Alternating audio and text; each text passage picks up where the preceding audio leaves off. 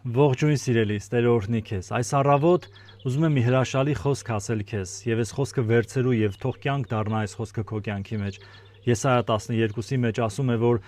կվստահեմ նրան եւ չեմ վախենա, որովհետեւ իմ զորությունս ու օրհնությունս Տեր Եհովան է։ Այսօր մենք կարիք ունենք ավելի վստահել նրան, կարիք ունենք ավելի հենվել Աստծո վրա, ոչ թե մարդկային գաղափարների, խոսքերի, ուժերի վրա, այլ Աստծո վրա վստահել Աստծուն, եւ դա կլինի պատճառ, որ մենք չենք վախենա։ Այո, շատ ժամանակ վախենում ենք ինչ որ իրավիճակներից, որովհետև ինչ որտեղ չենք վստահում Աստծուն։ Գուցե ասում ենք մենք շատ սիրում ենք Տիրոջը, վստահում ենք, բայց իրավիճակներ կան, գուցե մեզ հայտնաբերում ենք, որ մենք թուլանում ենք եւ կարծես չենք վստահում եւ վախենում ենք։ Բայց այսօր կոչ եմ անում, որովհետև Աստծո խոսքն է մեզ քաջալերում եւ ողջևորում է, որ մենք պետք է վստահենք Աստծուն եւ դա կլինի պատճառ, որ ես չեմ վախենա, որովհետև իմ զորությունս ու օրհնությունս Տեր Եհովան է։ Այո, Աստված է իմ զորությունս, Աստված է իմ օրհնությունս, օրհնության աղբյուրս ու զորության աղբյուրս Տերերի Տերն է եւ թագավորների թագավորը։ Սիրելիս, ընդունիր այս խոսքը, ամեն օր հռչակիր եւ խոսիր քո կյանքի վրա,